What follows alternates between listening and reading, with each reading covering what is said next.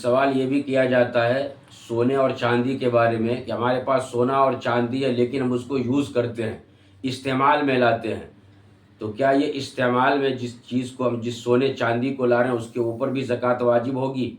تو یاد رکھیے سونا اور چاندی چاہے کہ آپ نے اسے لاکر میں رکھ رکھا ہے یا اپنے گھر کے اندر رکھ رکھا ہے یا سونے چاندی کے زیورات بنا کر کے آپ یوز کر رہے ہیں، ان تمام سونے چاندی کے اوپر زکوٰۃ اگر نصاب کے بقدر ہے تو آپ کو ادا کرنا پڑے گا۔ ہاں البتہ جو ہیرے جواہرات ہے وہ چیز اگر آپ نے استعمال کرنے کے لیے خریدا ہے اور اس چیز کو آپ استعمال کے اندر لا رہے ہیں تو ایسی صورت میں اس ہیرے جواہرات کے اوپر زکوٰۃ واجب نہیں ہوگی۔ لیکن اگر اس ہیرے جواہرات کو آپ نے خریدا اس نیت سے ہے کہ آپ کو اسے بیچنا ہے، یعنی تجارت کے غرض سے آپ نے ہیرے جواہرات کو بھی خریدا ہے، تو پھر اس ہیرے جواہرات کے اوپر زکوٰۃ ادا کرنی پڑے گی۔